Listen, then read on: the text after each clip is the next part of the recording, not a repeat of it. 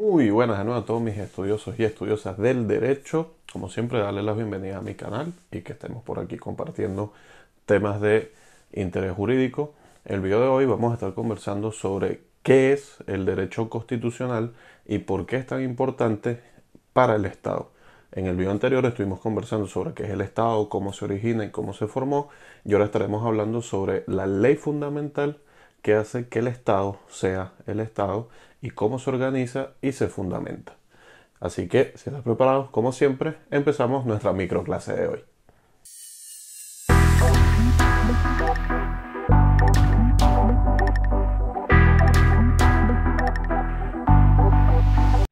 Muy bien, lo primero es entender qué es el derecho constitucional. El derecho constitucional es una rama del derecho público.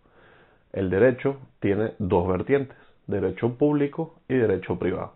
Y el constitucional lo vamos a encontrar en el derecho público, que este derecho, que es público, tiene por objetivo analizar y estudiar la ley fundamental del Estado, es decir, la constitución de cada Estado.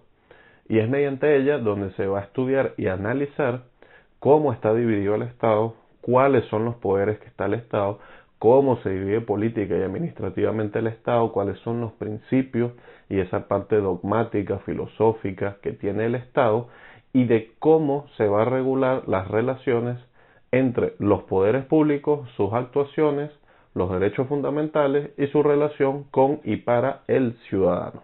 Hay que tener cuatro elementos presentes dentro del derecho constitucional. El primero es la ley que le da lógica y sentido a todo el Estado. Esto quiere decir que es, en segundo caso, la ley suprema dentro de la jerarquía de las leyes, que ya lo vimos en otro video, te dejo el enlace por acá, dentro de esa pirámide jerárquica. No puede haber otra ley que contravenga a la Constitución. Y en el caso de que la haya, la Constitución siempre va a estar por encima, porque es la norma suprema y fundamental. Es la ley que crea y rige a los poderes públicos constituidos.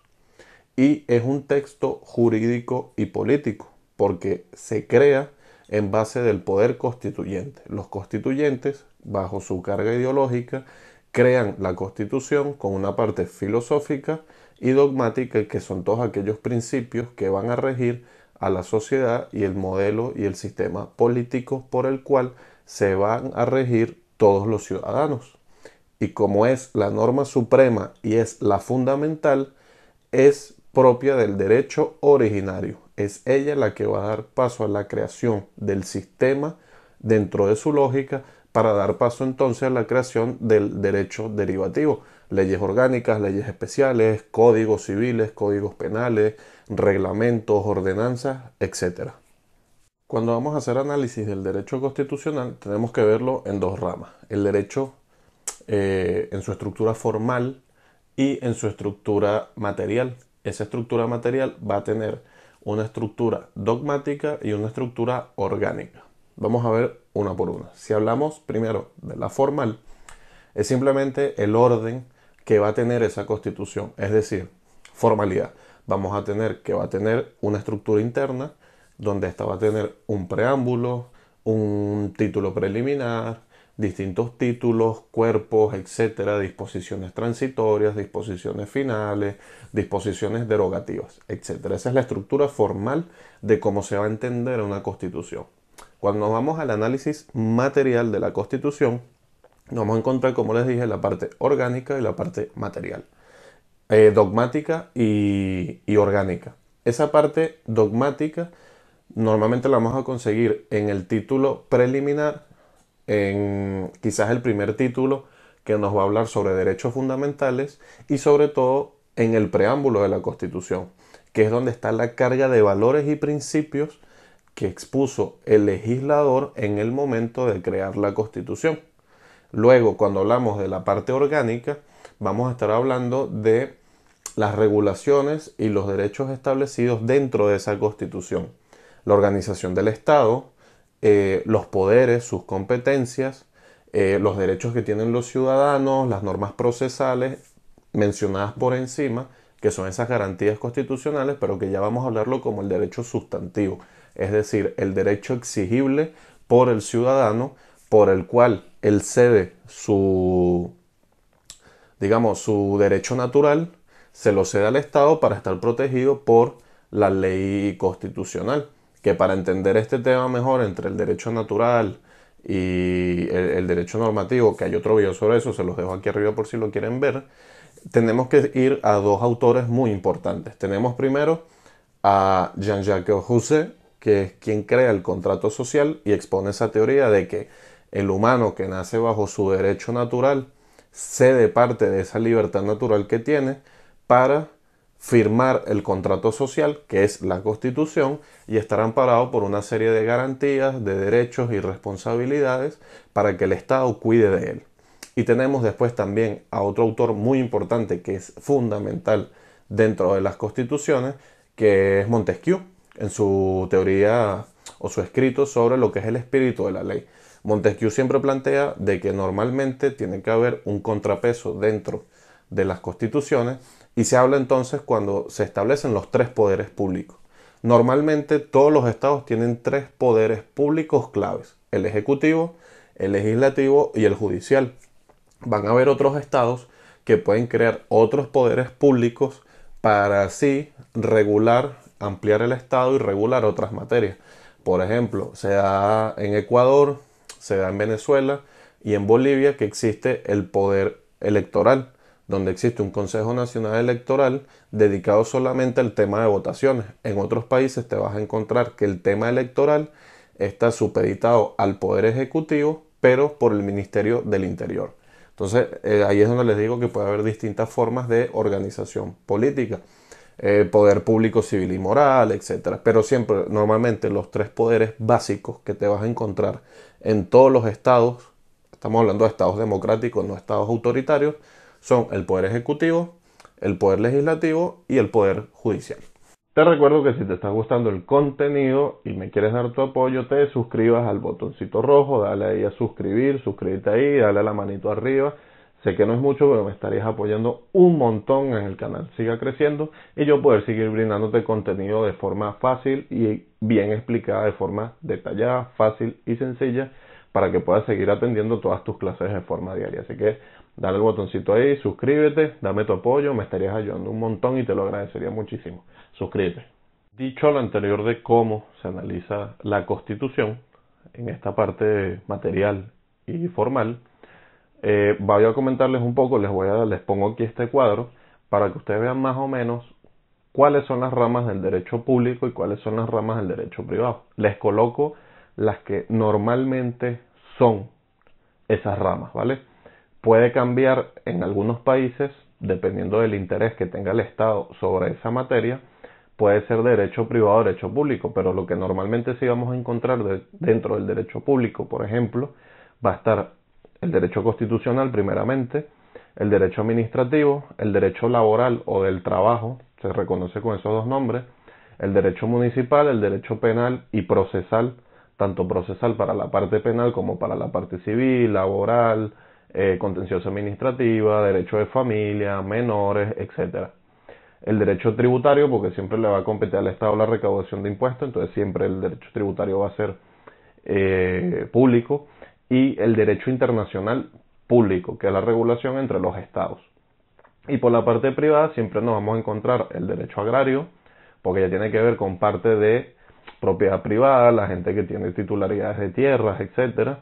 El derecho de la minería, porque son negocios entre privados y el Estado.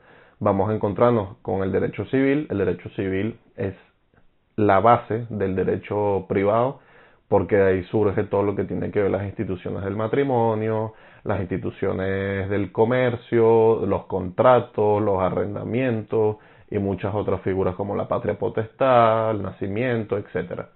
El derecho comercial, el derecho comercial, directamente el Código de Comercio, todo lo que tiene que ver con creación de empresas, letras de cambio, consorcios, sociedades, etcétera, todo eso pertenece a la esfera del derecho privado, donde simplemente el Estado coloca una regulación, pero cualquier persona puede crear su empresa y hacer su actividad económica.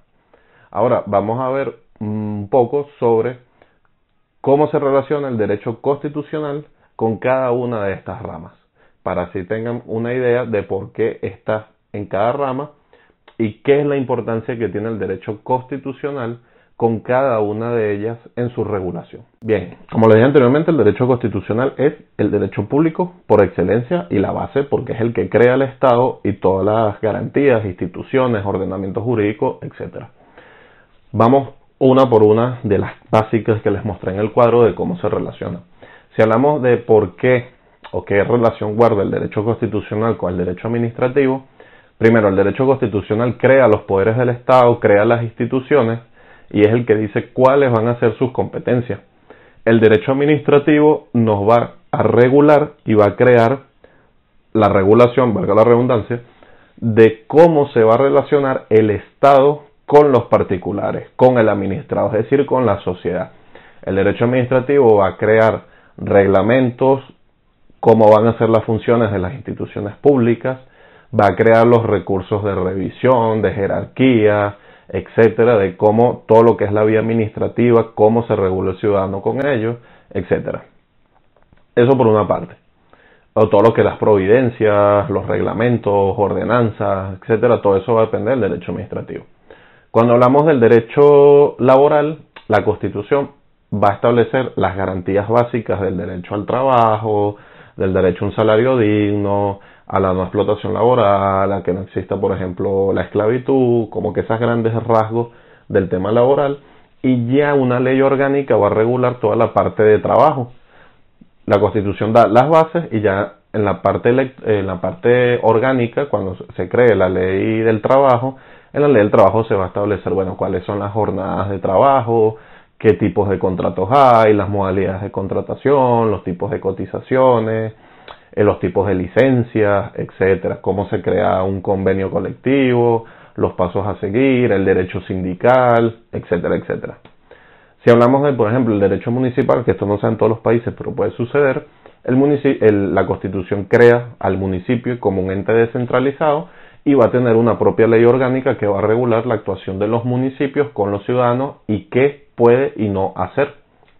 Y el derecho municipal, a través de esa ley orgánica, pues va a hacer sus actuaciones en función de lo que puede o no hacer y todos los tipos, ahí se va a establecer qué tipos de organismos pueden crear, de institutos públicos, qué tipos de impuestos pueden recaudar que no se comparten con otros ya que está prohibida la doble tributación, entre otros factores. Si hablamos del derecho penal y procesal, y aquí lo voy a englobar todo, en este caso todos los procesales y el penal, la Constitución va a decir, bueno, el principio de inocencia, que toda persona tiene derecho a que se le abra un juicio, que tiene derecho a acceder a la defensoría pública, etcétera, y la ley pública, el derecho penal, el código penal y el código procesal, penal, civil, etcétera, va a establecer las pautas de cómo se van a llevar a cabo esos procesos, cuáles son las horas de presentación, cómo se puede acceder a un abogado, cuáles son los procesos en un tribunal, después que si me dan una sentencia dónde lo puedo recurrir, etcétera. Va a establecer esta regulación. Con el derecho tributario, lo que les comenté, es potestad soberana del Estado la recaudación de impuestos y toda la parte tributaria de finanzas de la nación. Te va a establecer los principios de no a la doble tributación, de que todos los ciudadanos tienen que colaborar con el mantenimiento de las cuentas del Estado, etcétera, y después va a existir un código tributario o una ley orgánica tributaria en la cual va a establecer cuáles son los tributos que puede recaudar el Estado, cómo se tributa, cuánto se paga, dónde y a quién se le paga, el instituto que exista, en este caso, por ejemplo, en España es la agencia tributaria o Hacienda en cada uno de los países. Y después tenemos el derecho internacional público, que es el derecho que regula la relación de un Estado con el otro a nivel internacional. Cómo se pueden firmar convenios, tratados entre Estados, los organismos internacionales, la cooperación multinacional, etcétera, etcétera. Eso en la parte pública. ¿Y por qué es público? Porque el Estado tiene un interés inmediato en la regulación y participación de este derecho. Le es inherente al Estado y es necesario que él esté involucrado en este tipo de derecho. Ahora, si nos vamos un poco a lo que es ese derecho privado, ya el Estado, si bien crea la ley porque obviamente depende del legislador y de la Asamblea Nacional, del Congreso, del Senado o del ente, del ese poder legislativo que tenga cada país. Si bien crea la ley y la ley es algo pública, el Estado no se mete directamente en la regulación de estos tipos de derechos, porque se entiende que es más algo de la vida privada y particular de los ciudadanos. Y ahí nos vamos a encontrar el derecho de minería, el agrario, el civil y, por ejemplo, el de comercio, como se los comenté anteriormente. Comercio porque, bueno, tiene que ver con todo el tema de empresas, cómo crear sociedades, empresas, cooperativas, consorcios, el tema de ser autónomo, todo eso es de la parte privada de cada quien a lo que se quiere dedicar. El derecho civil igual, el Estado no decide por ti con quién te casas, tú decides con quién casarte, cuántos hijos tener, los nombres que le vas a poner, simplemente el Estado te va a poner como que, bueno, si tienes X hijos los tienes que registrar, pero sigue siendo algo de la parte privada entre las personas. Los contratos son entre particulares, no con el Estado. La deuda que alguien tenga conmigo es conmigo, ya que después no se da el pago de esa deuda o algo por el estilo, bueno, habrá otras acciones para yo poder reclamar esa deuda a través de organismos del Estado, pero son cosas distintas. ¿Vale? Entonces, eso es entre particulares. El derecho agrario igual, la gente que tiene tierras, linderos, arrendamientos, terrenos conlindantes, etcétera. Va a pasar lo mismo en el tema de minería, entre las personas privadas que tienen terrenos y bueno, el Estado accede a ellos, la explotación puede ser privada, pero normalmente tiene que ser de esta parte entre particulares. Y el derecho internacional privado, que tiene que ver directamente la regulación internacional de los ciudadanos en el ámbito internacional. Aquí tiene que ver con temas de, bueno, tener dos ciudadanías, tener la residencia en otro país, prácticamente esas áreas del derecho internacional privado, que es que se me reconozca yo pueda acceder a los servicios en el exterior, que si tengo otra nacionalidad no pierda los derechos de mi primera nacionalidad por adquirir otra, a menos que yo renuncie a ella, pero más o menos esa parte, o sea, sigue siendo de lo privado de la persona a algo que es directamente de ella. Y con esto que hemos dicho terminamos nuestra microclase de hoy sobre el derecho constitucional. Espero que te haya gustado, espero que te sea útil. Si tienes dudas, sugerencias, comentarios, recuerda que me lo puedes dejar en los comentarios, déjalo ahí, yo con gusto te voy a estar respondiendo. Y pedirte nuevamente que me des tu apoyo, me estarías apoyando un montón dándole al botoncito de suscribir, dándole a la manito de like. Y como siempre compartiendo el contenido si te ha parecido interesante con tus amistades, conocidos, compañeros de estudio, entre otros. Así que espero que te haya gustado, como siempre. Acuérdate, dame tu opinión, lo que tú necesites, escríbemelo por ahí en los comentarios y yo te estaré respondiendo con mucho gusto. Ya después estaremos en otro de los videos viendo parte más del derecho constitucional, pero lo vamos a enfocar hacia otra área, no solamente con la relación que puede tener con otras ramas, sino otras perspectivas que se tienen que tomar en cuenta respecto al derecho constitucional y cómo analizarlo cada uno de sus bloques. Así que, como siempre, muchas gracias y nos estaremos viendo en otro video.